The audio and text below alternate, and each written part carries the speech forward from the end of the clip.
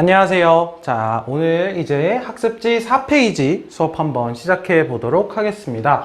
자, 전근대 한국사의 이해에 이제 남북국 시대로 들어오게 되었죠. 자, 저번 시간에 삼국이 이제 통일이 되었죠. 그래서 이제 한반도에는 신라만 남게 되었습니다. 그런데 이제 곧 고구려가 멸망한 지 30년 만에 이제 한반도에 걸친 이제 저쪽 북쪽 만주, 연해주까지 가게 되는 그러한 국가인 발해라는 국가가 등장을 하게 될 거고요. 이 발해와 신라를 합쳐서 남북국이라고 부르죠. 이 남북국 시대에 대해서 제대로 한번 살펴보도록 하겠습니다. 학습진 4페이지고요.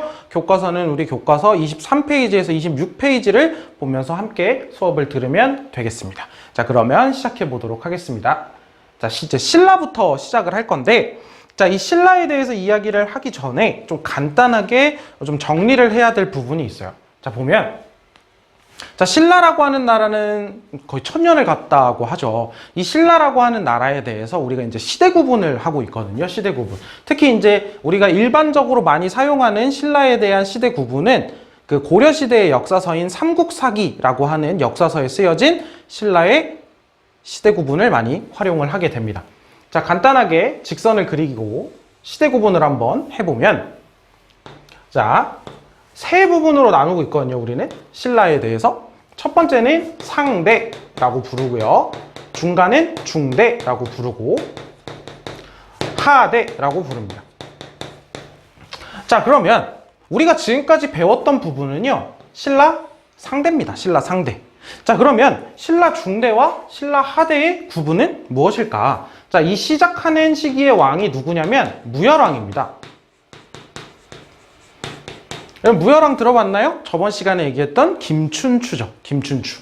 자, 그 다음에 신라 하대를 시작하는 왕은 해공왕이라고 하는 왕인데, 여러분들이 현재 우리 교육과정 수준에서 이제 해공왕이라는 왕까지 기억을 할 필요는 없는데요. 이따 얘기할 때 다시 한번 잠깐 나오기는 할 겁니다. 그냥 이야기를 듣는다라고 생각을 하면 되겠습니다.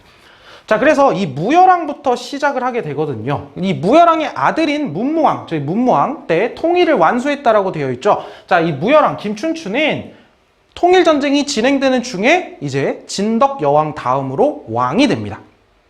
근데 여러분들이 이제 골품제에서 일반적으로 가장 높은 왕족이라고 하는 사람들을 우리는 성골이라고 생각을 하고 있죠. 이 성골이 진덕여왕 때 끊겨요. 진덕여왕이 자식이 없거든요. 그래서 그 이후에 이제 왕위 계승권을 가진 어떤 사람을 왕으로 할까라고 하는 그 과정에서 이 어떤 나당 동맹도 체결을 하는데 가장 중요한 역할을 하게 되고, 국가의 가장 큰 권력자인 김춘추가 다음 왕으로 되게 되는 거죠. 자, 그래서 이제 국가 내부로 보면 성골은 없고요. 이제 진골 출신의 왕들이 나오게 되는 겁니다. 김춘추도 진골 귀족이었을 거고요. 자, 그러다 보니까, 자, 보세요. 진골은 귀족들도 진골이면서 이제 왕들도 진골에서 나와요. 그러다 보니까 이 진골 귀족 출신들의 왕들은요, 이전의 왕들과 다르게 자신들의 권력을 높일, 왕권을 강화할 목적, 그런 목적이 굉장히 중요했던 겁니다. 자, 얘네들이, 이 진골 귀족들이 이 왕을 우리랑 같은 진골 귀족이잖아 라고 생각을 하면 뭔가 이 왕이 통치를 하는데 굉장히 어렵겠죠. 그래서 이 방금 얘기했던 이 신라의 중대 있죠, 중대. 이 신라의 중대는 굉장히 왕권 강화에 힘을 쓰게 되고 통치체제 정비에 힘을 쓰게 되는 모습을 보여주게 될 거고, 그 결실을 맺게 될 겁니다. 그래서 학습지 4페이지에 1번 통일 후 신라의 발전이라고 되어 있는 이 부분이 신라 중대에 대한 부분이고요. 2번에 신라 말의 사회 변화라고 쓰여 있는 부분이 있죠. 그게 방금 얘기했던 신라 하대 파트입니다. 신라 하대는 쉽게 얘기해서 신라가 망해가는 시기예요. 그렇게 생각을 하면 되겠습니다. 이따 하대는 다시 한번 얘기를 하도록 하겠습니다. 어찌되었든 무열왕은 이제 왕이 되었고요. 무열왕 시기에는 무열왕은 아직 신라가 삼국을 완전히 통일한 것을 보지 못했죠. 무열왕의 아들인 문무왕 때 이제 676년 통일을 완수하게 되고요. 그 아들인 신무왕 때 이제 통일신라의 제대로 된 체제 정비가 완전히 완성된다라고 일반적으로 그렇게 봅니다. 특히 이 신문왕은 즉위년도부터 반란 사건과 함께 하게 되는데요. 이 신문왕 즉위년도에 어떠한 반란이 발생을 하냐? 김흠돌의 난이라고 하는 반란이 발생을 하게 됩니다. 이 김흠돌은 신문왕의 장인 어른이었고요. 장인 어른, 자기 와이프의, 자기 부인의 아빠예요.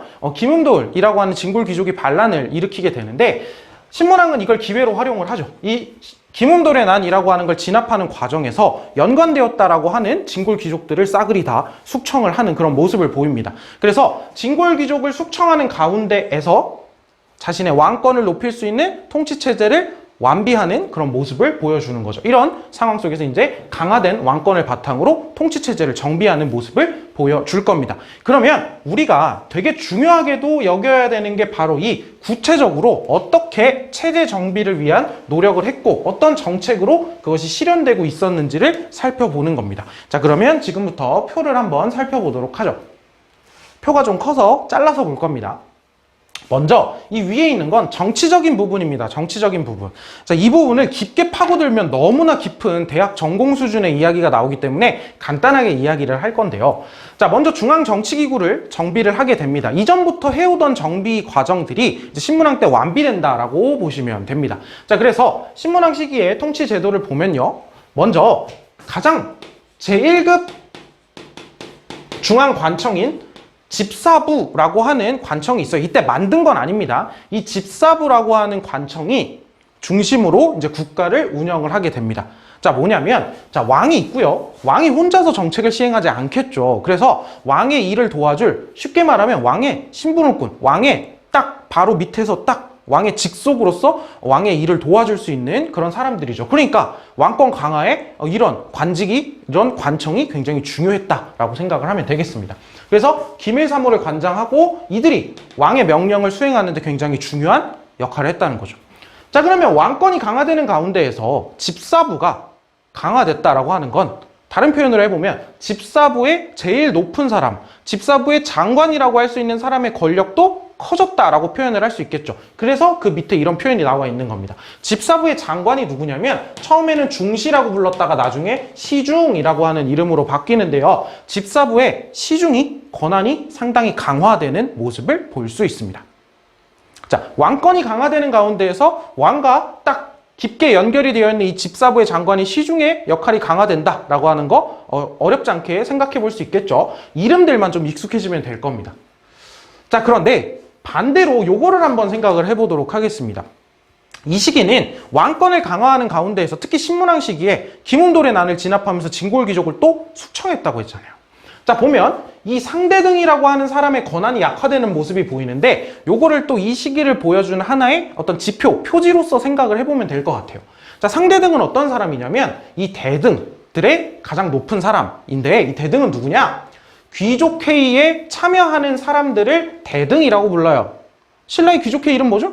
그 화백회의죠, 화백회의. 화백회의의 구성원들을 대등이라고 부르는데 그 대등의 대표자입니다. 무슨 소리예요? 더 쉽게 표현하면 상대등은 누구예요? 귀족들의 대표자입니다.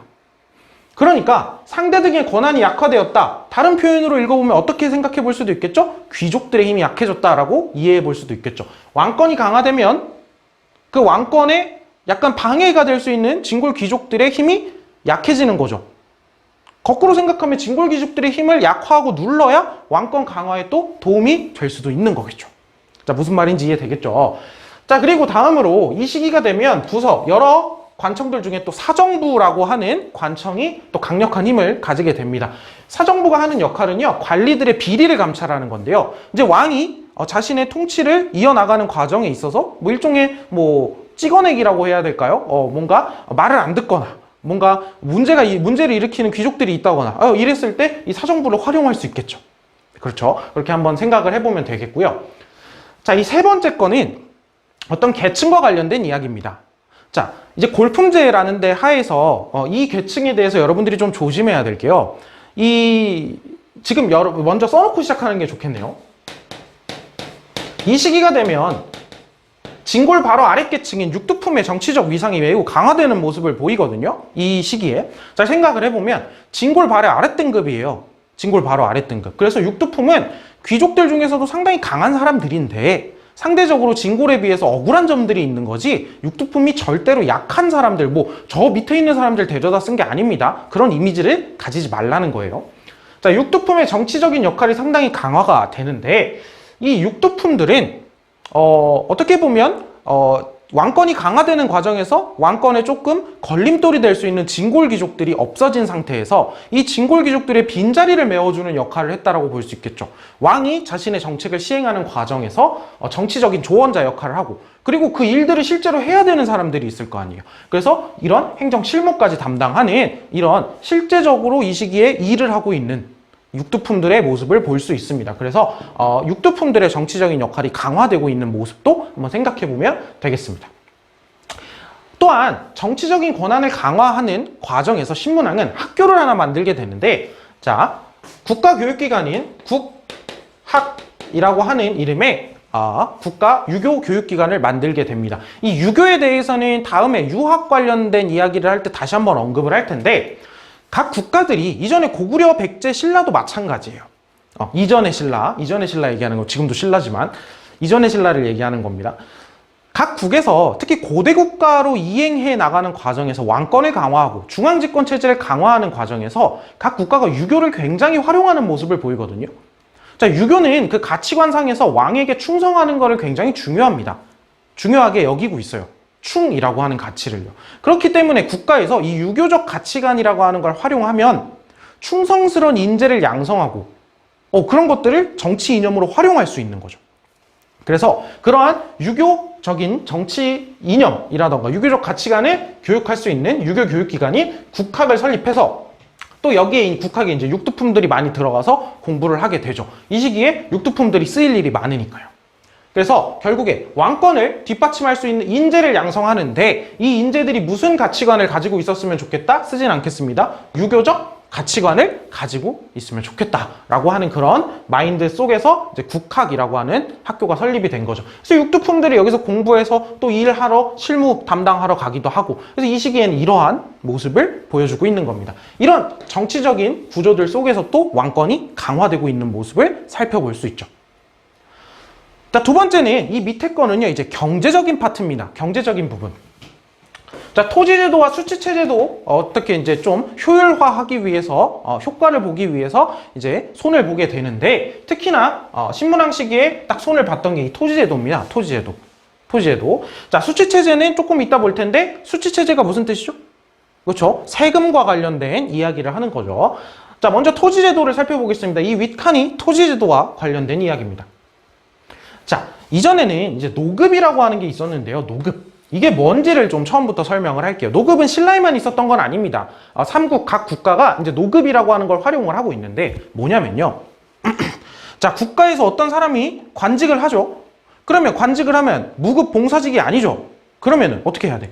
국가에서 그 사람에게 경제적인 대가를 줘야 될 거 아니에요. 선생님도 지금 공무원이죠?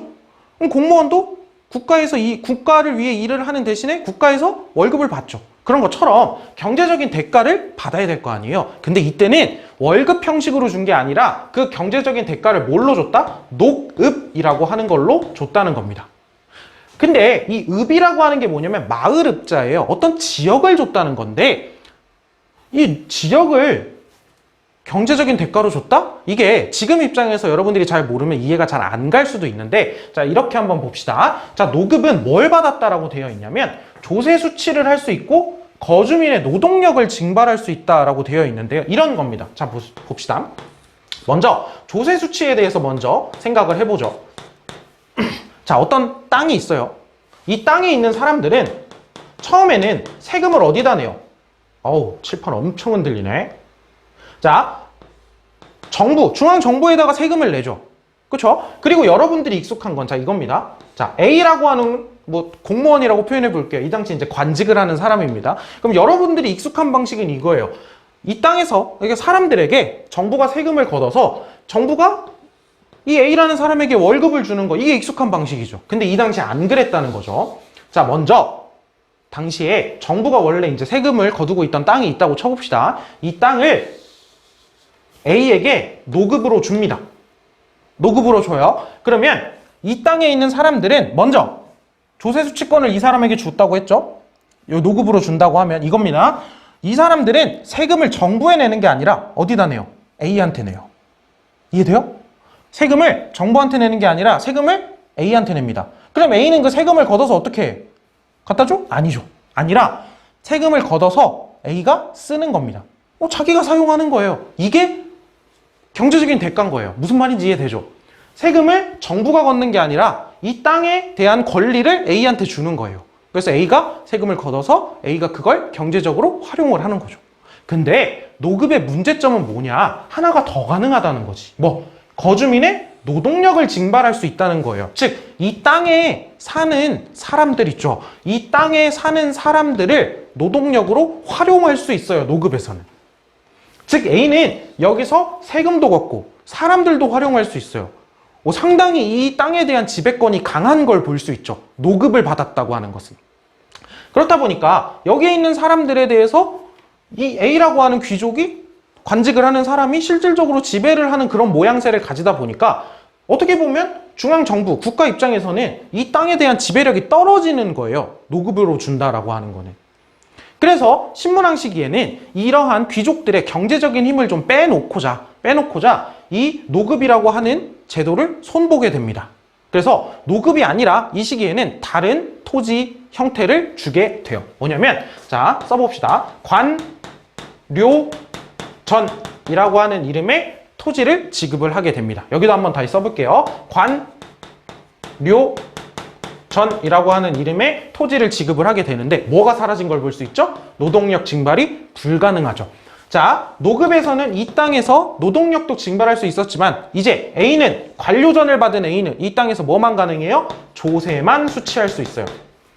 그쵸? 조세 수취를 할 수 있는 권리를 주었다. 더 고급스러운 표현으로 괄호에 뭐라고 써있죠? 수조권을 주었다라고 표현이 되어 있습니다. 여러분들 이 수조권 개념에 대해서는 잘 이해를 해주세요. 이 수조권 개념은 요즘 교육과정에서는 나중에는 거의 안 가르치지만은 조선시대까지 쭉 이어지는 조선시대까지 국가에 관직을 하는 사람들에게 경제적인 대가를 이런 방식으로 줍니다. 조선 중기 정도까지요. 그래서 수조권 개념은 쭉 이어지니까 좀 기억을 해주면 좋겠습니다. 자, 그래서 사실 순서는 관료전 지급을 먼저 하고 조금 있다가 노급을 바로 폐지합니다. 근데 일단 그거는 일단 넘어가고, 그래서 귀족의 경제적인 기반을 약화하는 거죠. 그러니까 정치적인 힘도 빼놓는 동시에 경제적인 힘도 빼놓는 겁니다. 진골 귀족들의. 그래서 반대로 국가 정부의 입장에서 보면 백성에 대해서 국가가 지배할 수 있는 힘을 더 강하게 한 거죠. 이들의 지배권을 좀 빼앗아 놓음으로써. 무슨 말인지 이해가 될 거라고 봅니다. 이런 토지제도의 개편 모습을 살펴볼 수 있고요. 자, 마지막 이 부분은 수취체제와 관련된 부분입니다. 세금 제도를 어떻게 했다 이런 얘기를 하려는 게 아니고요. 이 통일신라 시기에 어떻게 세금을 효율적으로 거두기 위해서 노력을 하고 있었냐라고 하는 그런 부분이다라고 생각을 하면 되겠습니다. 자, 이 시기에 보면은, 자, 촌락문서라고 해요. 촌락문서. 글씨 잘 보이려나 모르겠네. 촌락문서라고 합니다. 어떤 책에서는 민정문서라고도 하고요. 각 책별로 쓰는 표현은 다른데 우리 교과서에서는 신라 촌락문서라고 하는 표현을 사용하고 있습니다. 자, 신라에서는 신라 촌락문서라고 하는 걸 작성을 하게 되는데 이거를 왜 작성하는지를 한번 생각을 해볼 필요가 있습니다. 왜 작성하는지를 보려면 뭘 썼는지를 좀 봐야겠죠. 여러분들은 교과서 26페이지를 한번 보면 되겠습니다. 자, 교과서 26페이지를 보면 어떤 그림들이 나와 있냐면 그러니까 이 민정문서, 촌락문서에 뭐가 써 있는지가 나와 있어요. 자, 거기 한번 잘 볼게요. 뭐 써 있어요? 논이 얼마가 있는지, 밭이 얼마가 있는지, 인구는 어떻게 되는지. 근데 그 인구를 남과 여로 나눠놨는데 남녀는 다시 나이별로, 연령별로 6등급으로 또 나눠놨대요. 그리고 말이 몇 마리인지, 소가 몇 마리인지, 뽕나무 몇 그루 있는지. 그러니까 경제적인 가치를 가지고 있는 나무들의 그루수까지 세워놓은 거죠. 정말 면밀하게 조세를 해놓은 모습을 볼 수 있습니다. 그리고 이러한 촌락문서를 3년마다 작성하고 있는 것을 볼 수 있어요. 자, 그래서 뭘 조사해 놨는지를 간단하게 이렇게 표현을 해보면 백성들의 노동력 그리고 생산 자원이 얼마나 있는지를 조사하는 겁니다. 여기 생산 자원에는 토지일 수도 있고 나무일 수도 있고 말, 소 다 들어가겠죠. 자, 그러면 봐봐. 이거를 왜 조사해서 관리하냐 이거예요. 백성의 노동력을 왜 관리하겠어? 노동력을 국가가 징발해야 되니까. 징발하려면 얼마나 있고 얼마나 데려다 쓸 수 있는지를 알아야죠. 그렇죠? 그 다음에 생산자원 왜 관리해요? 토지를 왜 알아야 돼? 토지가 얼마 있는지를 알아야 토지에서 세금을 거둘 거 아니에요. 그렇죠? 그러니까 결국 이러한 촌락문서를 작성한 목적이 뭐예요? 효율적으로 조세를 수취하고 효율적으로 노동력을 징발하기 위해서 먼저 샅샅이 조사하는 게 필요했다라는 겁니다. 자, 촌락문서를 작성한 이유가 확 다가오죠. 그래서 이게 지금 세금 제도를 세금을 얼마를 내겠고 어떻게 내겠고 이런 거라기보다는 지금 신라 시기에는 이 조세 수치를 효율적으로 하기 위해서 이러한 노력들을 하고 있었다라고 해서 이제 구체적으로 촌락문서라는 게 있구나라고 살펴보시면 되겠습니다. 그러니까 이 촌락문서는 신문왕 시기에 시작했다 이렇게 보는 게 아니고 이제 신라 시기에 이런 게 있었구나라고 파악을 해주면 됩니다. 체제 정비 과정에서요. 자, 그러면 지금 우리는 정치적인 부분과 경제적인 부분에서 어떻게 체제 정비가 이루어지고 있는지를 살펴봤습니다. 자, 다음으로는 지방제도와 군사조직을 어떻게 재편하고 체제 정비를 하고 있는지 살펴보도록 하겠습니다. 자, 살펴보면 지방제도를 정비해야 될 필요성은 여러분도 느껴지죠? 영토가 매우 넓어졌어요. 이전 신라에 비해서. 영토가 넓어졌기 때문에 그 넓어진 영토를 다시 한번 짜 맞출 필요가 있는 거예요. 자, 그래서 지방제도는 주라고 하는 행정구역이 9개, 소경이라고 하는 행정구역이 5개 있습니다. 그래서 구주, 오, 소경이라고 합니다. 써봅시다. 자, 구주, 오, 소경이라고 하는데요. 자, 다 썼죠? 자, 구주, 오, 소경 볼게요. 자, 그럼 지도 먼저 보겠습니다. 지도를. 그럼 주가 9개 있는지 확인해 봐야겠지? 한주, 삭주, 명주, 옹주, 전주, 무주, 상주, 강주, 양주. 9개 맞죠? 9개 맞죠? 그 다음에 소경이 중원경, 북원경, 남원경, 서원경, 금관경 이렇게 있죠. 자, 9개의 주와 5개의 소경을 설치해 놨습니다. 주가 있다는 거 그렇다 쳐요. 이제 주의 지방관도 보내겠죠. 근데 소경이라고 하는 건 좀 익숙하지가 않죠. 소경. 작은 서울이란 뜻이에요. 작은 서울, 작을 소자에 서울 경자를 써서 작은 서울을 만들어요. 그러면 작은 서울을 왜 만들까? 작은 서울을 왜 만들까? 일종의 지금의 광역시 같은 건가? 잘 생각을 해보면, 자, 여기 보여요? 금성이라고 보입니까? 괄호치고 경주. 여기가 지금 어디예요? 여기 법례를 보면 신라의 수도죠. 신라의 수도가 경주인 거 정도는 알잖아요. 자, 이 금성이라고 하는 데의 위치를 보면 전체 땅 중에 동남쪽에 너무 치우쳐져 있죠. 그렇다 보니까 전체적으로 국가를 어떤 균형적으로 발전하고 각 지역에다가 하나하나 신경을 쓰기에는 수도가 너무 치우쳐져 있단 말이야. 너무 수도가 치우쳐져 있다 보니까 수도 중심으로 가다 보면 여기만 어떻게 중심화 되겠죠. 그러니까 신라가 생각을 한 것은 수도를 옮긴다는 건 굉장히 어렵고 사실 신문왕 때 수도를 옮기려고 하는 시도를 한번 합니다. 근데 수도 옮긴다는 건 상당히 어려운 일이에요. 여기에 기반을 잡고 있는 귀족 세력들의 반발이 엄청 크거든. 그래서 체제 정비를 이렇게 완성한 신문왕조차도 수도를 옮기는 건 실패했어요. 수도를 지금의 대구로 한번 옮기려고 하거든요. 근데 실패합니다. 어찌되었든 그래서 뭘 설치하는 거야? 소경이라고 하는 걸 설치하는 겁니다. 각 지역의 중요한 지역들에다가 작은 서울을 설치하는 거죠. 그래서 왜 설치해요? 수도가 너무 동남쪽에 치우쳐져 있으니까. 그걸 보완하고자 어디에다가 원래부터 군사적으로나 행정적으로 중요한 지역에다가 멀찌감치 설치해 놓는 거죠. 그래서 각 지역이 수도 중심뿐만이 아니라 각 지역이 균형 있게 발전할 수 있도록 그 거점을 만들어준 거다라고 생각을 해주면 되겠습니다. 됐죠? 자, 그 다음에 군사조직도 정비를 해야죠. 지켜야 할 땅이 늘어났고 인구도 늘어났으니까 군사조직도 정비를 하게 됩니다. 군사조직은 중앙군과 지방군으로 나눠서 생각하시면 됩니다. 고려에서도 똑같을 거고요. 자, 중앙이 어딜까? 수도죠. 수도를 지키는 군대. 그 다음에 지방군은 각 지방, 지역, 주들을 지키는 군대라고 생각을 하면 되겠습니다. 자, 중앙군의 부대 이름이 서당이에요. 서당. 서당. 이 당자가 깃발 막 이런 거 얘기하는 거예요. 부대의 깃발. 그 부대의 깃발 색깔에 따라서 서당이라고 하는 부대를 쫙 여러 개 만들었어요. 그 서당을 9개 만듭니다. 그래서 중앙군은 구서당, 지방군은 정이라고 하는 이름의 부대 10개. 그래서 10정이라고 부르죠. 그래서 여기에 지도에 정도 다 표시되어 있어요. 이름들이 되게 특이한데, 뭐 여기 이제 당시에 이제 고유어로 되어 있기 때문에 이름들이 되게 특이한데요. 어찌되었든 정들이 10개가 있죠. 서당은 9개, 중앙에 몰려 있는 거고요. 자, 그러면 이 중앙군 10정이라고 하는 걸 생각을 해보면, 지방군, 죄송합니다. 지방군 10정이라고 하는 걸 생각을 해보면 각 주별로 하나는 설치를 해야 될 거 아니야. 그럼 정이 일단 몇 개 나와요? 9정이 나오죠.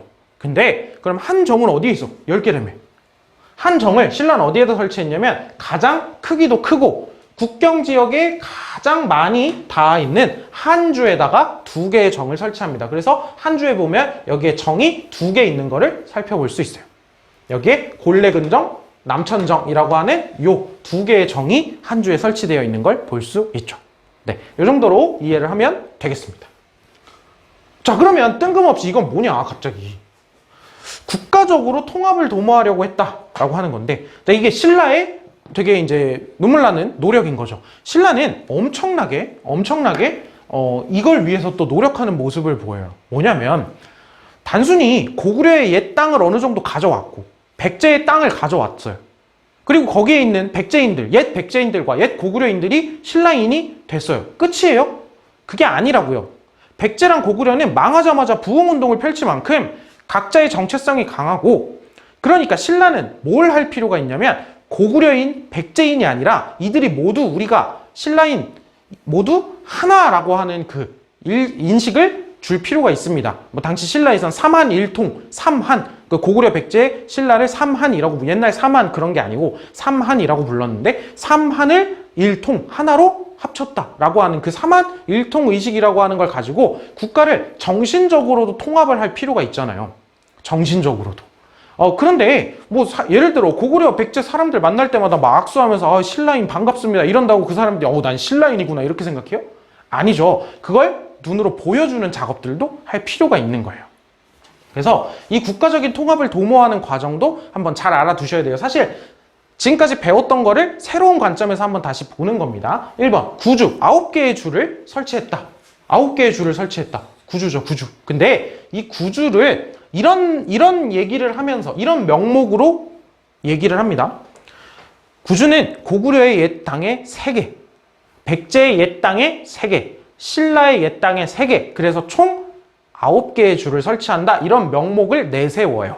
실제로 고구려 땅을 먹으면 얼마나 먹었다고. 근데 그만큼 고구려와 백제의 땅에게 리스펙을 준다. 뭐 이런 느낌이라고 보면 되겠죠. 그래서 위에 있는 한주, 삭주, 명주는 고구려의 옛 땅의 3개, 웅주, 전주, 무주는 백제의 옛 땅의 3개 이렇게 표현을 한 거죠. 이런 것도 어떤 눈으로 보여주는 그런 모습이니까 어떤 효과가 있을 수 있겠죠. 자, 다음에 이 구서당이라고 하는 건 뭐냐면, 자, 구서당의 성격이 뭐냐면요, 중앙군이잖아. 수도를 지키고 더 좁게 보자면 왕을 지키는 군대들이에요. 근데 이 구서당에 신라인뿐만이 아니라 고구려인, 백제인, 그리고 옛 고구려 땅들에 살고 있었던 말갈인들까지도 중앙군에 포함시킴으로써 이런 걸 보여주는 겁니다. 예를 들면 뭐 이런 표현을 해볼 수 있겠죠.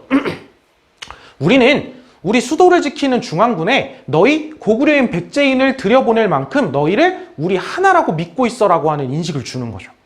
무슨 말인지 이해되죠?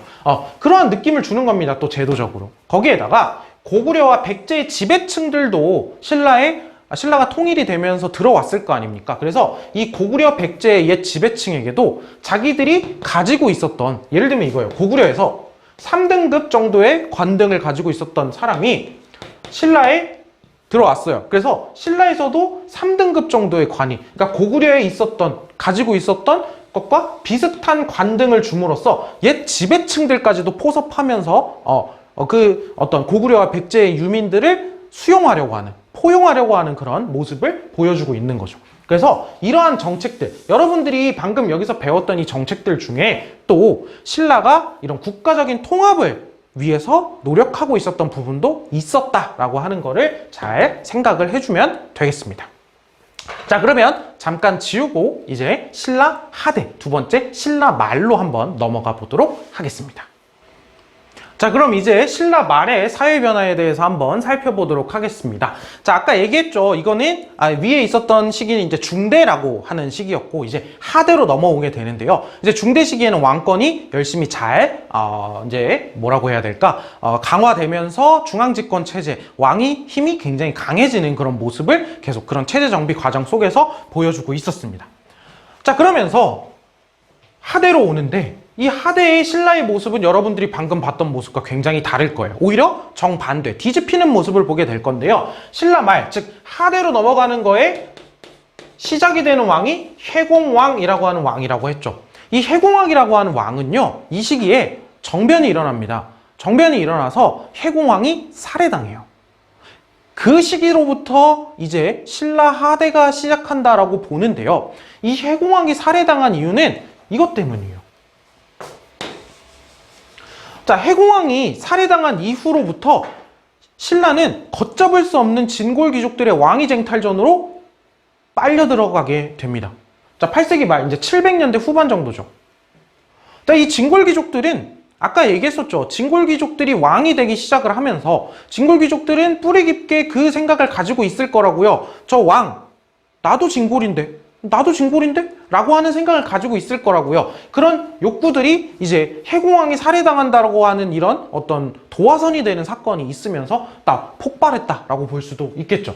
자, 그래서 8세기 말 이후에 진골 귀족들의 왕위 쟁탈전이 정말 격하게 벌어집니다. 정말 많은 왕들이 제명에 못 죽고 다 살해당해서 죽어요. 그래서 진골 귀족들의 왕위 쟁탈전이 계속 전개되는 과정에서 자, 왕권이 강해질 수가 없겠죠. 내가 언제 죽을지도 모르는데 그래서 왕권이 약화되고 있고요. 그래서 이 시기에 왕권이 약화되면서 상대적으로 귀족들의 목소리가 커지는, 귀족의 힘이 커지는 현상이 발생을 하겠죠. 아까 기억납니까? 귀족들의 대표자 누구죠? 그래서 이 시기에는 상대적으로 상대 등의 정치적인 위상이 강화되고 있는 그런 모습을 또 살펴볼 수 있을 겁니다.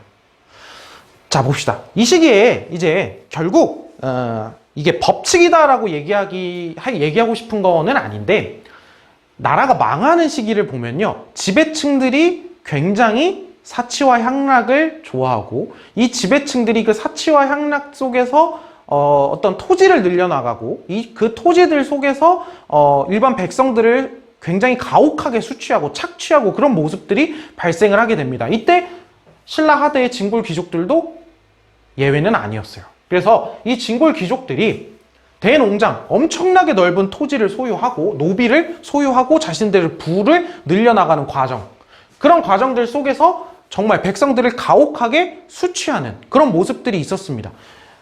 그래서 이러한 정말 일해주거나 그냥 가만히 내라는 세금을 다 내면 내가 먹을 것도 없는 이런 생활을 버티다가 죽나, 들고 일어나서 죽나, 똑같죠. 그러니까 전국적으로 농민 봉기가 대대적으로 이 신라 하대 시기에 발생을 하게 됩니다. 그 가장 대표적인 농민 봉기가 원종 애노의 난이라고 하는 반란 사건이 일어납니다. 농민 봉기였고요. 진성여왕이라고 하는 왕 때 일어나게 됩니다. 원종 애노의 난, 가장 대표적인 또 이 시기 농민 봉기니까 한번 알아두면 좋겠고요.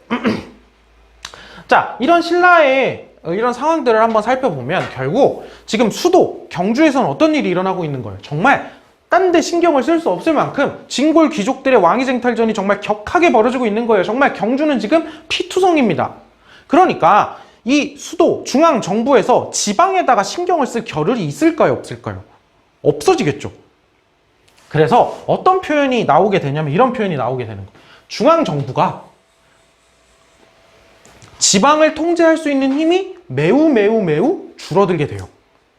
그렇죠? 뭐 이게 누가 줄인 거는 아니지만 중앙 정부 자체가 너무 혼란스럽다 보니까 지방 통제력이 매우 약화되는 거죠.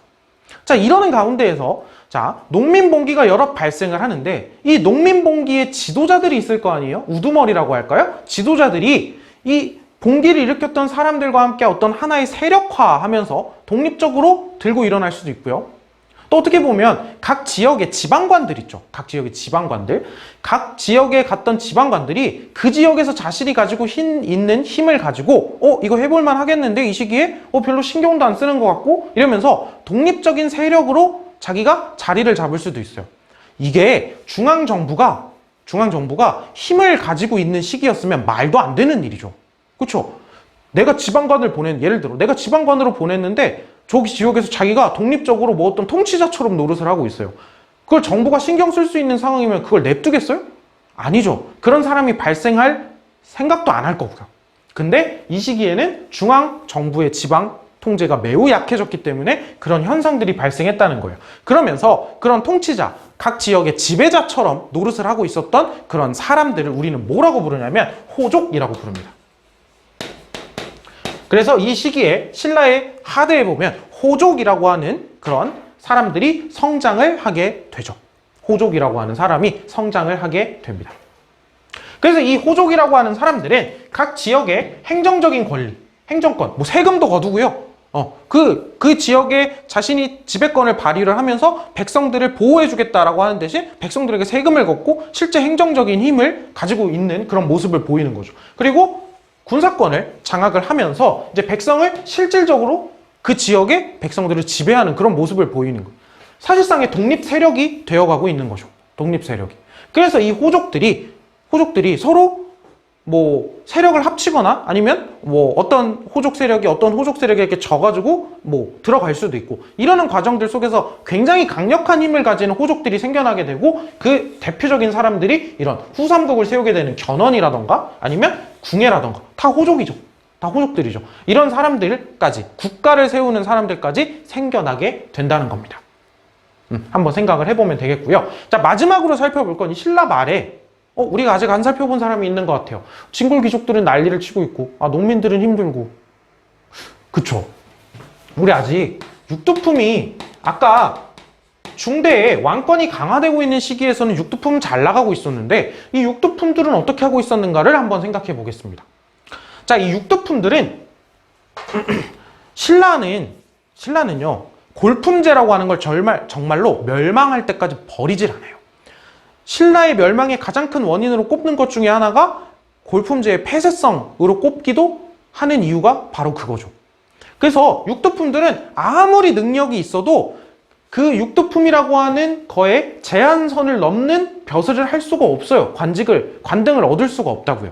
그래서 이 육두품들은 정말 유교 정치에서 그 능력에 따라서 사람을 좀 등용해야 된다라고 하는 그런 주장을 계속 하죠. 그러면서 골품제 사회의 폐쇄성 문제 있다 계속 비판하죠. 신라에게 개혁을 해야 한다 얘기하죠. 근데 신라는 그 개혁 주장을 받아들이지 않고 있습니다. 그래서 육두품들 중에는 에이 더럽다 이러면서 당나라로 유학을 가는 사람들도 생기고요. 당나라로 유학을 가서 당나라에 보면 빈공과라고 하는 그 과거 제도가 있어요.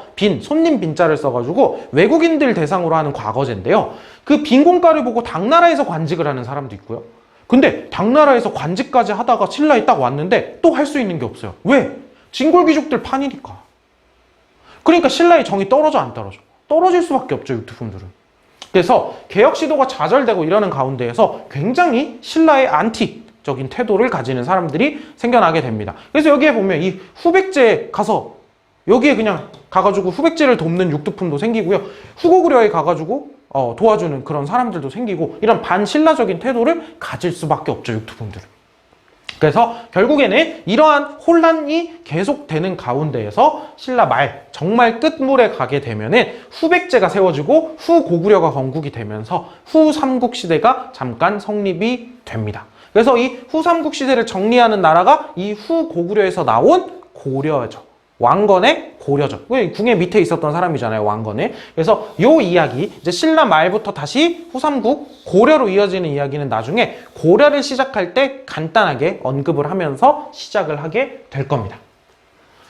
자, 이렇게 긴 시간 동안 신라에 대해서 이야기를 했어요. 결국 신라는 골품제의 폐쇄성이나 여러 가지 문제들을 이겨내지 못하고 멸망의 길을 걷고 있습니다. 자, 이제는 분위기를 바꿔서 잠깐 이제 화면을 잠깐 돌렸다가요. 뭘 볼 거냐면 북쪽으로 눈을 돌려야죠. 어디? 발해에 대해서 한번 살펴보도록 하겠습니다. 자, 이제 학습지 4페이지 뒷면으로 넘어왔습니다. 이제 그러면 한번 발해에 대해서 살펴보도록 하겠습니다. 자, 발해는 고구려를 계승한 국가죠. 그리고 어느 정도 상식으로 대조영이라고 하는 사람이 세운 나라다라고 하는 것도 알고 있을 수도 있습니다. 자, 어떻게 세웠는지 한번 보겠습니다. 자, 여기는 원래 고구려가 있었던 땅이죠. 이 고구려가 있었던 땅에 고구려가 멸망한 이후에 당나라는 여기에 살던 많은 사람들을 어디로 끌고 가냐면 저기 당나라의 영주라는 지방으로 끌고 갑니다. 그러다가 이 영주 지방에서 거의 사실상 가둬둔 거죠. 가둬두듯이 이제 여기로 사람들을 이주시킨 거죠. 그러다가 당나라 내부에서도 조금 문제가 있었어가지고 이 영주 지방에 대한 그 통제력이 약화된 시점을 이용을 해서 여기에서 사람들을 규합해서 끌고 나온 거예요, 이제. 대조영이라는 사람이 여기서 쫙 하고 나온 거죠. 나와가지고 이 동모산이라고 하는 인근에 이제 국가를 세우게 됩니다. 동모산이라고 하는 인근에. 좀 여기가 이제 여러분들 교과서에 있는 사진보다는 조금 더 잘렸죠. 발해가 이제 영토가 더 이렇게 위로 올라가죠. 조금 더 올라가게 되는데 어찌되었든 자, 이 지도를 보면 발해 참 영토 넓죠. 이게 지금 발해의 최대 영토식입니다. 여러분들 사진 학습지에 있는 사진이 발해의 최대 영토. 그래서 이따가 배우게 될 선왕 시기의 영토라고 보면 되겠고요. 그래서 발해, 신라, 그래서 여기가 남국이라고 불렀죠. 조선시대의 역사가인 유득공이라는 사람이 발해고라는 책에서 여기는 남국, 여기는 북국이라고 하면서 남북국 시대라고 하는 시대 명칭이 나오게 된 겁니다. 그래서 지금 보면은 발해 영토 엄청 넓은 거 볼 수 있고 서울이라고 하는 이름이 붙은 게 5개가 있어요. 오경이 있네. 그리고 신라에서 봤었던 오소경이 있죠. 여기 신라의 수도인 금성도 보이고요. 자, 그러면 이 발해가 어떻게 만들어지고 어떻게 성장을 했는지 한번 살펴보도록 하겠습니다. 자, 발해의 건국과 발전입니다. 자, 건국은 방금 이야기를 했죠. 고구려의 장군 출신이었던 누구? 대조영이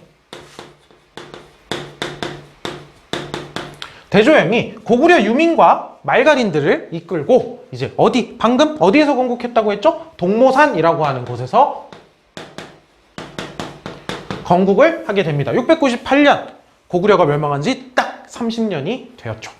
자, 그래서 건국을 하게 됩니다. 그래서 이 발해가 떨어졌네요. 발해가 가지고 있는 굉장히 큰 의미 뭐예요? 고구려를 계승한 국가가 등장했다는 겁니다. 자, 생각을 해보면 당나라랑 신라 입장에서 굉장히 좀 이렇게 표현해야 되나? 좀 끔찍했을 것 같아요. 어떻게 멸망시켰는데 고구려를 계승한 국가가 30년 만에 또 나타난 거야. 그러니까 당나라 입장에서는 또 도망쳐 나간 거기도 하잖아요. 도망쳐 나간 거기도 하고. 그래서 발해는 처음에 만들어졌을 때에는요, 당나라랑 밑에 있는 신라랑 사이가 안 좋을 수밖에 없습니다. 안 좋을 수밖에 없어요. 그래서 이제 대조영 시기에 건국을 하게 되고 이제 대조영 다음 왕인 무왕 시기에 보면은 주변 국가 굉장히 공격적인 모습을 볼 수 있어요. 자, 보겠습니다. 자, 무왕 시기에는 건국 초에 당연히 당나라랑 신라가 견제를 하겠죠. 발해가 너무 커버리면 힘들 거 뻔하잖아요. 그러니까 애초에 싹을 밟으려고 이제 계속 견제를 하겠죠. 그런데 이 고구려를 계승한 이 발해는 역시 이제 고구려의 피가 남아있는 것 같아요. 당과 무력 대결을 피하지 않고요. 이제 영토를 확장하는 모습을 보여주고 있습니다. 이제 완전 초기니까 영토 늘어나는 모습도 당연히 이 시기에 있겠죠. 자, 그래서 당과 연결된 흑수말갈이라고 하는 이제 말갈족의 일파예요. 말갈족의 일파를 제압하는 모습을 보이거나, 자, 장문효라는 장군을 보내가지고 심지어 당나라의 영토를 선제 공격하기도 합니다. 그래서 장문효를 보내서 당나라의 영토에 어디 있냐면 산둥반도, 조금 이따가 지도에서 이야기를 해주도록 하겠습니다. 자, 당나라 영토였던 상둥반도에 등주라는 곳이 있어요. 그 등주를 선제 공격해서 거기 등주에 있는 지방관, 등주 자사를 살해하는 그런 공까지 올리게 됩니다. 무왕 시기에 당나라와 굉장히 공격적인 관계를 맺고 있는 게 보이죠. 자, 그러면 지금 흑수말갈은 뭔데? 산둥반도는 어딘데? 그리고 지금 발해가 돌궐, 일본은 알겠는데 돌궐이랑 친하게 지내고 있대. 돌궐은 또 어딘데? 라고 한번 그런 생각이 들겠죠? 한번 살펴보도록 하겠습니다. 방금 지도인데요. 다시 한번 보면 여기 지도에는 안 나와 있어요. 여기 지도에는 안 나와 있는데, 자, 여러분들의 이해를 위해서 돕겠습니다. 한번 이해를 돕겠습니다. 자, 보면, 자, 지도를 대충 그려보면, 이렇게 가서, 대충, 이렇게 뭉툭하진 않고, 이렇게 뾰족하게 튀어나와 있어요. 중국 땅이. 나중에 한번 보면 알아요. 자, 보면, 여기가 야오어강이 있는 데 있죠. 이렇게 뾰족 튀어나온 요 땅이 요동반도입니다. 요동반도고요. 요렇게 튀어나와 있는 요 땅이 있어요. 나중에 지도 보면 진짜 이렇게 튀어나와 있어요. 여기가 산둥반도예요. 산둥반도예요. 그래서 발해가 여기를 선제 공격했었다는 거죠.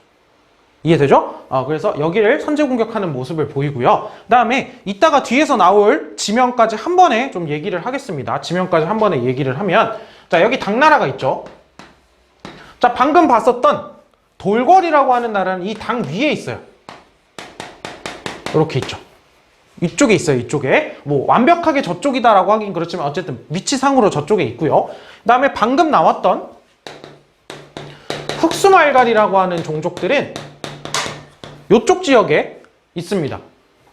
이쪽 지역에 있는 걸 볼 수 있는데, 자, 보면 당나라가 여기 보면 발해를 견제하기 위해서 당나라가 흑수말갈과 연결을 짓고 이렇게 있었던 거예요. 이렇게. 그래서 당나라는 이쪽으로 이렇게 견제를 하고 흑수말갈이 뒤에서 견제를 할 수 있도록. 그래서 발해는 발해 나름대로 먼저 뒤에 어떤 뒤쪽을 안정시키기 위해서 흑수말갈을 무왕시기에 제압하는 모습을 보이는 거죠. 이해가 되죠? 자, 그 다음에 산둥반도를 먼저 선제 공격을 한다고 했고, 반대로 발해는 이 당나라의 견제로부터 조금 자유로워지기 위해서 다시 당나라의 뒤에 있는 이 돌궐이라고 하는 곳과 친하게 지내면서 다시 이쪽으로 이렇게 견제하려고 하는 모습을 보이는 거죠. 한편으로 이 신라라고 하는 나라 밑에 있죠. 발해 밑에. 이 신라도 발해와 좀 공격적인 관계에 있다 보니까 아직 초반에는 발해가 다시 이 밑에 있는 일본과 친하게 지내면서 또 신라를 이렇게 견제하려고 하는 그런 모습을 볼 수 있습니다. 원래 이 시기에 또 일본과 신라가 사이가 안 좋기도 했고요. 자, 그래서 보면은 요런 그림들. 자, 한번 살아남아 보고자 양쪽에 있는, 그러니까 뭐 예를 들어 처음부터 발해랑 돌궐이 원래부터 친하진 않았을 거예요. 근데 돌궐도 당나라와 싸우고 있고요. 발해는 발해대로 당나라를 견제해야 돼요. 그러니까 또 이해관계가 맞으면 손을 잡고 친하게 지내고 그렇게 할 수 있는 거죠. 됐습니까? 요 정도로 이해를 하면 되고, 땅 이름 하나만 더 얘기할게요. 자, 여기에 보면 여기가 좀 잘렸는데 이렇게 올라가고 있죠. 보이죠? 지도에. 요 지역을 우리가 연해주라고 부릅니다. 이따가 나올 표현이에요. 연해주라고 부릅니다. 그래서 요 땅을 연해주라고 부르고, 지금은 여기가 어디예요? 러시아죠. 러시아 지역이죠. 그래서 뭐 여기에 보면은 뭐 블라디보스토크, 하바롭스크 뭐 이런 도시들이 이쪽에 있게 되는데, 여기 연해주라고 부릅니다. 이따 연해주 나올 거예요. 지금 잘 기억해 두세요. 이따 연해주 나옵니다. 자, 그래서 지금 무왕 시기에 이렇게 주변 국가들과 초반에 조금 공격적인 관계를 맺고 있는 모습을 살펴볼 수 있습니다.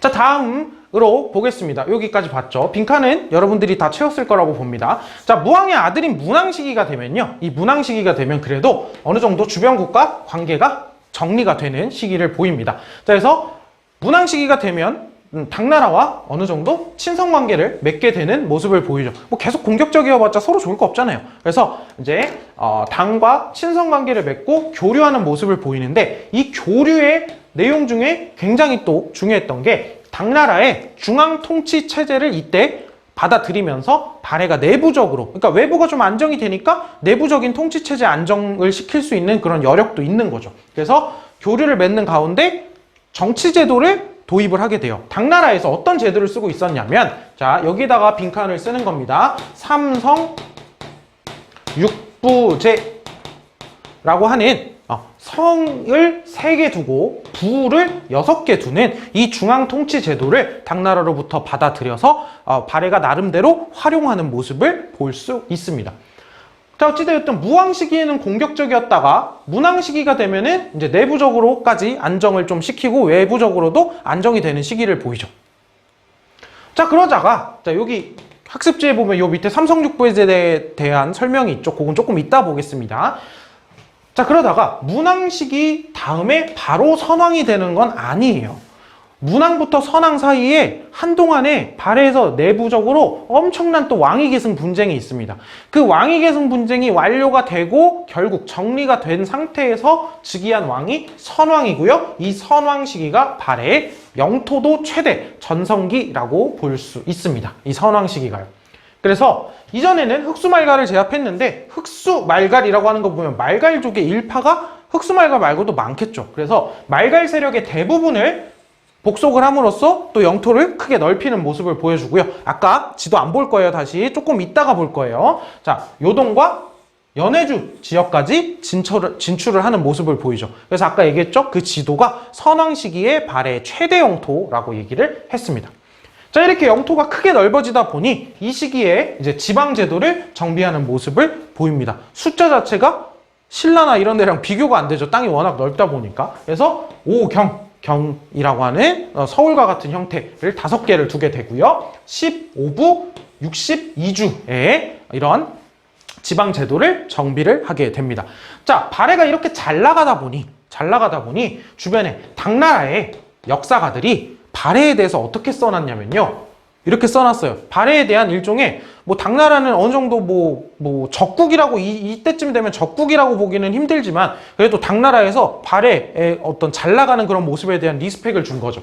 당나라 입장에서 바다 동쪽에 있는 아주 성대하게 잘 나가고 있는 국가라고 이렇게 당나라의 역사가들이 표현을 하고 있습니다. 그래서 주변국들에게 해동성국이라고 불리는 그러는 모습도 살펴볼 수 있어요. 그래서 이만큼 지금 선왕 시기에는 발해가 잘 나가는 전성기다라고 생각을 해볼 수 있겠습니다. 자, 발해는 이렇게 잘 나가고 있는데 사실 발해가 왜 갑자기 이렇게 멸망했는지에 대해서는 이설이 좀 꽤 있는데요. 어찌되었든 발해는 10세기 초에 지배층의 내분도 있고요. 이러는 가운데에서 한창 그 지역, 만주 지역 그리고 중국 북부 지역 이 지역에서 성장을 하고 있었던 거란족이 이때 엄청 성장을 하고 있었거든요. 이 거란족의 침입을 받아가지고 결국 962년에 멸망하게 됩니다. 거란의 공격으로 926년에 발해는 멸망을 하게 되고요. 이후에 부흥운동을 전개를 하지만 결국 발해의 부흥운동도 성공은 하지 못합니다. 자, 성공을 하지는 못하는데 이 시기에 926년이라는 연도를 잘 볼게요. 자, 926년이 되기 전 요쯤 926년이 되기 전에 이미 한반도 남부에는 어떤 나라가 있나? 고려가 있습니다. 고려가 있어요. 근데 발해와 고구려의 공통점이 뭘까? 발해와 고려의 공통점이 뭘까요? 이미 답을 말해버렸네. 둘 다 고구려 계승이라고 하는 거를 내세우고 있다는 얘기죠. 그래서 발해가 멸망했을 때 고려는 어떤 정책적인 부분, 일부러 그런 걸 수도 있고 어쨌든 고려는 어떤 발해를 형제의 나라처럼 생각을 하면서 발해의 유민들, 발해의 왕족들을 적극적으로 받아들여 줍니다. 발해가 멸망을 했을 때. 그렇죠. 둘 다 고구려를 계승한 국가니까요. 그래서 당시에 발해의 마지막 왕자인 대광현이 유민들을 이끌고 어디로? 고려로 망명한다라고 하는 걸 보면 이 시기에 고려가 있다는 걸 볼 수 있겠죠. 고려 입장에서도 나쁠 거 없는 딜이에요. 이거는. 받아들여주고 어떤 그런 정당성도 다시 한번 흡수를 하고 그런 모습을 볼 수 있습니다. 자, 그러면 우리가 지금 전체적으로 발해가 성장을 하면서 멸망하는 시기까지 살펴봤는데, 자, 그럼 중간에 안 본 게 있죠. 우리 삼성육부 제도가 어떻게 운영되고 있었는지 구체적으로 한번 살펴보도록 하겠습니다. 발해의 중앙정치기구는 어찌 되었든 겉으로 보기에는 성이 3개, 부가 6개, 즉 당나라의 제도와 동일합니다. 그런데 실제 운영하는 걸 보면 당나라의 것과는 다르다라고 하는 걸 살펴볼 수 있어요. 여러분들은 쓸 필요가 없는데, 자, 당나라의 삼성육부는 이렇게 되어 있습니다. 자, 중서성이라고 하는 곳이 있고요. 문화성이라고 하는 곳이 있고, 상서성이라고 하는 곳이 있습니다. 대충 쓸게요. 자, 상서성이라고 하는 곳 밑에 육부가 있어요. 이, 호, 예, 병, 형, 공. 뒤에 부자를 붙이면 됩니다. 이부, 호부, 예부, 병부, 형부, 공부. 엄청 흔들리네. 야, 지금 선생님의 멘탈과 함께 흔들렸어요. 자, 이부, 호부, 예부, 병부, 형부, 공부. 육부. 그래서 삼성, 육부 이렇게 운영이 되고 있거든요. 쉽게 얘기하면 문화성 이런 데서 이제 귀족들이 논의를 해서 여기서 결제를 맡아서 여기서 실제 시행하고 있어요. 그래서 실제 시행하는 부서들이죠. 자, 이렇게 되고 있는데 이름 한번 봐봐요. 정당성, 선조성, 중대성. 다르죠. 다르죠. 자, 그러고 보면은 이미 이름도 명칭도 다르게 하고 있는 걸 볼 수 있고요. 자, 그 다음에 상서성 밑에 보면 육부가 있죠. 육부의 이름도 어때요? 달라요. 육부의 이름도 다르고요. 또 다른 게 뭐가 있을까? 상서성 밑에 육부가 그냥 있는데 여기는 육부를 어떻게 나눠놨어? 3개씩 나눠서 좌사정, 우사정 이렇게 2개로 나눠놨죠. 되게 다르게 운영하고 있어요. 그러니까 제도를 받아는 들였지만 발해가 나름대로 자신의 입맛에 맞춰서 자신이 활용하기 편하게 이거를 활용하고 있다. 이렇게 생각을 하면 되겠습니다. 자, 그럼 간단하게 내용을 좀 정리해 보면요. 자, 제일 중요한 부서는 정당성이라는 곳입니다. 이 정당성의 장관인 어디? 누구? 대내상이라고 하는 이런 관직을 가진 사람이 수상, 제1장, 지금으로 따지면 국무총리 같은 역할을 하고 있다라고 보면 되겠고요. 이 밑에 있는 건 이제 당나라와 다른 점들입니다. 자, 정당성 아래에다가 좌사정, 우사정을 두어서 육부를 어떻게 이원적으로 2개로 나눠서 운영하고 있다. 그래서 좀 더 효율적으로 운영하고자 한다라고 하는 걸 살펴볼 수 있습니다. 세 번째, 각 부의 명칭이 이호, 예, 병, 형, 공이 아니라 충인의, 지, 예신이라고 하는 유교적인 덕목으로서 육부의 명칭을 삼아놓고 있어요. 그래서 이걸 나중에 유교할 때 다시 한번 얘기를 할 텐데 어떤 얘기를 할 거냐면 유교라고 하는 걸 볼 때 이런 걸 봤을 때 발해가 가지고 있는 어떤 유교적인 소양, 유교적인 교양, 유교적인 수준이 상당히 높았겠구나라는 것도 한번 추측해 볼 수 있는 거죠. 그래서 여기가 당나라로 따지면 순서대로 이, 호, 예, 병, 형, 공입니다. 이부, 호부, 예부, 병부, 형부, 공부인데 여기는 유교적인 덕목으로 이름을 해 놓은 거죠. 자, 이해가 됐죠? 자, 그래서 이렇게 한번 삼성 육부제에 대해서도 살펴봤습니다. 자, 그러면 이제 마지막으로 발해에 대해서 한번 지도 보면서 정리를 해보자면, 자, 여기가 선왕시기의 영토라고 했죠. 그래서 선왕시기의 연해주, 여기 먹는 모습, 그 다음에 요동지역까지 가는 모습, 여기 끝까지는 아니지만 요동지역까지 진출하는 모습. 그래서 이 시기에 발해가 뭐라고 불렸다? 해동성국이라고 불리는 것처럼 굉장히 전성기를 누리게 되는 모습을 볼 수 있다. 그 다음에 지도에다가 하나만 표시를 해놓으면 5개의 서울이 있지만 그래도 가장 중심이 되는 서울은 여기 상경입니다. 상경. 상경. 그렇게 생각을 해주면 되겠습니다. 자, 그러면 마지막으로 볼 거는 뭐냐면요. 자, 학습지 맨 밑에 보면 뭐라고 써있냐면 교과서 25페이지에 발해가 황제국을 자처하고 있다라고 하는 이야기가 나와 있습니다. 자, 발해. 황제국임을 자처하다. 동아시아권에서 어떤 나라가 황제국임을 자처한다라고 하면 굉장히 피곤한 일이 발생할 수밖에 없어요. 어디에 견제를 받을까요? 누구? 중국의 견제를. 중국은 우리가 황제인데 어디 니들이 우리랑 동급이려고 해? 라고 하겠죠. 근데 발해는 각종 자료들을 살펴봤을 때 발해는 확실히 스스로 황제국이라고 자처하고 있었다라고 하는 거를 볼 수 있어요. 자, 교과서 25페이지입니다. 자, 그럼 그런 것들을 어디서 살펴볼 수 있는지 한번 보겠습니다. 자, 이거는 이 정효공주의 묘지석, 묘비 앞에다가 세워놓은 묘지석에 쓰여있는 기록인데, 정효공주는 문왕, 아까 봤었죠? 문왕의 딸입니다. 문왕의 딸인 정효공주가 죽었을 때 공주는 대흥 56년에 죽었대요. 한번 대흥 동그라미 쳐보겠습니다. 이때 사망을 했는데 당시 나이는 36살이었고 이때 시호를 정효공주라고 하였다. 중요한 표현이 나와요. 황상은 조회마저 금하고 비통해하고 침식, 자는 거, 먹는 거를 잊고 노래와 춤도 하지 말라고 했대요. 정효공주가 죽었어요. 황상이 너무 슬퍼해서 아무것도 하지 말라 그랬대요. 이 사람 누구예요? 문왕이겠죠. 그쵸? 문왕을 뭐라고 부르고 있어요? 황제, 황상이라고 부르고 있어요. 기록에서.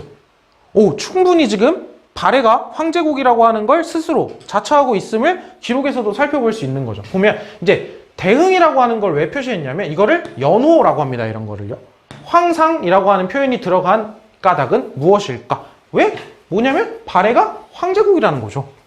자, 연호가 뭐냐면 연호가 뭐냐면 저것처럼 자, 문항이 어떤 해에 이제부터 우리는 대흥이라는 연호를 사용할 거다. 그래서 올해는 대흥 원년이다. 다음에 이제 대흥 1년, 대흥 2년, 대흥 3년, 점점점점 이렇게 가는 거죠. 그래서 이때 대흥 56년 이렇게 된 거죠. 대흥 56년. 근데 그러면 뭐 다음 왕이 즉위를 하게 된다 그러면 그 왕은 또 연호를 바꿀 수도 있겠죠. 무슨 말인지 이해되죠? 근데 이 연호라고 하는 게 가지는 의미가 뭐냐면 원래 이 동아시아 문화권에서 연호라고 하는 거는 황제국만이 자신의 연호를 사용할 수 있어요. 황제국만이. 근데 그러니까 그렇다 보니까 원래대로라면 뭐 중국이 연호를 만들면 그 연호를 주변국에서 가져다 쓰고 중국의 연호를 쓰고 이런 게 맞겠죠. 근데 내부적으로 발해가 자신들의 독자적인 연호를 사용하고 있다라고 하는 걸 봤을 때 발해가 스스로 황제국이라고 하는 어떤 정체성을 가지고 있다라고 하는 걸 또 살펴볼 수 있겠죠. 특히 뭐 가장 큰 거는 스스로를 이제 스스로의 왕을 황제, 황장, 황상이라고 표현하고 있는 것만 보더라도 충분히 발해가 황제국임을 자처하고 있는 걸 또 살펴볼 수 있는 거고요. 그래서 이게 또 큰 의미를 가지는 게 항상 이렇게 얘기했거든요. 중국이 발해에 대해서 역사 왜곡을 할 때 자기네 역사라고 할 때 발해는 중국의 지방정권이다. 중국의 지방정권이었으니 중국의 역사로 들어와야 되고 자신들의 역사다라고 얘기를 했었는데 여기에 이제 발해가 황제국을 자처했다라고 하는 걸 보면 발해가 중국의 지방정권이라고 하는 사실은 굉장히 터무니없다는 얘기죠. 터무니없다는 얘기죠. 그래서 어쨌든 발해가 황제국임을 자처하고 있었다라고 하는 이야기를 하면서 이제 발해에 대해서 마무리하겠습니다. 자, 지금까지 이제 긴 시기를 쭉 거쳐왔어요. 그래서 삼국이 경쟁하면서 삼국이 통일을 하고 신라, 통일된 이후의 신라의 통치체제 한번 살펴봤고요. 고구려를 계승한 발해의 통치체제까지 살펴봤습니다. 이제 다음 시간에는 고대국가, 이 고대국가 시기의 마지막 파트예요. 이제 이 시기에 사람들이 가지고 있었던, 활용을 했던 여러 사상, 종교 이런 것들에 대해서 한번 살펴보겠다는 겁니다. 그래서 구체적으로 보면 유교, 유학은 어땠는지, 불교라고 하는 건 어떻게 받아들여졌고 어떻게 발전하게 되었는지, 도교, 풍수지리 이런 것들은 또 사상 이념적으로 어떤 중요성을 가지고 어떤 내용을 가지고 있는지 다음 시간에 이 파트에 대해서 한번 살펴보는 시간을 가지겠습니다. 자, 오늘 수업 길었는데요. 모두 수고 많았습니다. 다음 시간에 보도록 하겠습니다.